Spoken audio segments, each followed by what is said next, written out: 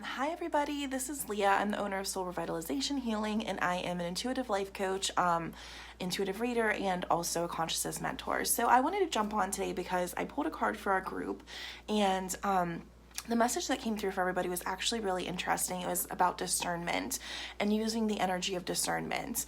And one of the things I really like to talk about, because I feel like even though it's a simple concept, people might not get as often how easy it might be. Sorry, I need to share this to my group really quick.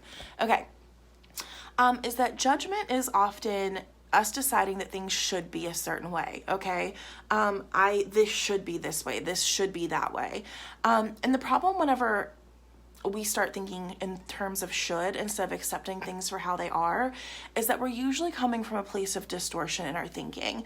As many of you know, I've been a therapist for many years, and one of the main types of therapy is one of the most common ones right now is cognitive behavioral therapy, rational emotive behavioral therapy, and basically these types of therapy, which are very, very effective, by the way, examine our thinking and how our thinking affects the ways that we view the world, and then the ways that we act and the ways that we feel, okay? And something called a cognitive distortion is something that we start believing about ourselves or believing about the world that isn't necessarily true.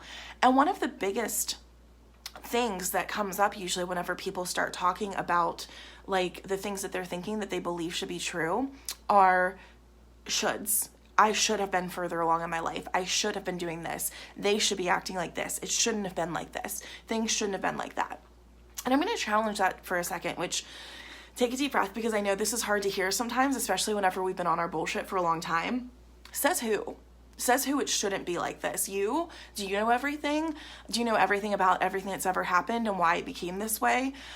Whenever we start thinking in shoulds, we're probably causing ourselves more distress than we need to be causing ourselves, because we are looking at the world through a lens of what we think should happen. And unfortunately, whenever we talk in the matter of should, we're calling in some kind of authority that probably doesn't even exist. So this is hard to hear sometimes, I get it, and it took me a long time to really kind of get this. But whenever we talk about releasing judgment, we stop releasing the shoulds. When we talk about unconditional love, we release the shoulds. We stop deciding that somebody should be further on their path than they are, because we don't actually know. Somebody need to be exactly where they need to be for whatever reason they came here on earth or reincarnated. Sometimes judgment is what keeps us also from being our true selves, because we judge ourselves because we feel we should, quote unquote, be different. We should be more like our parents. We should be further along in our education. We should have a business or whatever. We don't ask ourselves what's true, and we don't see what is, because we're so focused on what should. So another thing that happens, though, whenever we start talking about this unconditional love, this unconditional acceptance, I think a lot of times we become afraid because we feel like we're losing control if we're not really holding on to these ideas of what should or shouldn't be, so to speak. And whenever we do that, a lot of times people think, oh, I'm just setting myself up for abuse if I'm dropping judgment or if I'm unconditionally loving. That's not actually true. There's a difference between unconditionally loving and dropping judgment of things and not having discernment. Just because you are dropping the shoulds and deciding that your opinion doesn't necessarily be the thing that should rule the whole entire world doesn't mean that you're not using discernment about what's right for you and your path. It doesn't mean that you're not showing yourself like what's good for you and what's not. Hi, my cat's here. She shouldn't be here, but no, she is, so I'm accepting it. But basically, it's allowing us to use discernment for ourselves and realize what is in our highest good and what is not in our highest good. And we're allowed to drop the things that aren't in our highest good and understand that we are discerning them, but also realize that even though we're dropping the things that are not in our highest good, there's no should around what it should be. And that is true acceptance. And that is truly what has allowed me to heal a lot in my life, is realizing that I was holding on to all of this anger and frustration and just fighting against myself and resisting everything because I felt like everything was so unfair and everything should be a certain way. And don't get me wrong, I'm not saying I still have a desire to change the world for the better in a way that I think is a higher vibration. So I'm not saying this in any kind of wishy-washy, like, oh, everything's beautiful the way it is and I'm not going to do anything to change it, because I feel way differently. And I feel like I've become a lot more powerful of a change agent when I started to accept things for how they are and allow myself to instead use my discernment to try to bring things into a higher frequency, of a higher vibration. It's something that brings the better, good for the common good for all, right?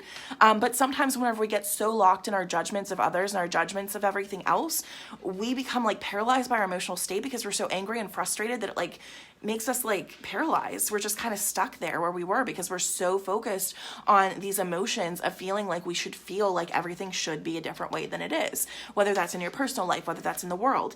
Right now, I think a lot of people are dealing with a lot of the shoulds when it comes to all the crazy stuff that's happening in the world, that it shouldn't be this way. We should be back to normal, all that kind of stuff.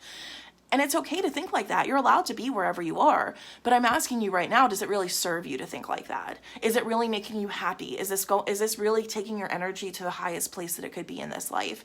And that's something we really have to start to consider whenever we start thinking about our thinking and what we decide should be a certain way. So my challenge for you today is whenever you start thinking the word should or saying the word should, ask yourself, says who? Who says this really should be this way? Is there some kind of authority that you're deferring to? Is it you? Is it true that it should be that way? Is it about another person? Because we really aren't the authority on their lives, that's for sure. Is it about yourself? Says who you should be further along. Maybe you're exactly where you could be, and maybe there's no other way you could have been where you are right now if you hadn't gone down the path that you went down. And just really start looking at it from a lens of non-judgment, which is just accepting that it is the way that it is. That's not telling yourself that it's fair. That's not pretending that it doesn't exist. That's not pretending there isn't a higher path. It's simply acknowledging what things are in this present moment and allowing yourself to take more consistent action in the future towards a higher path.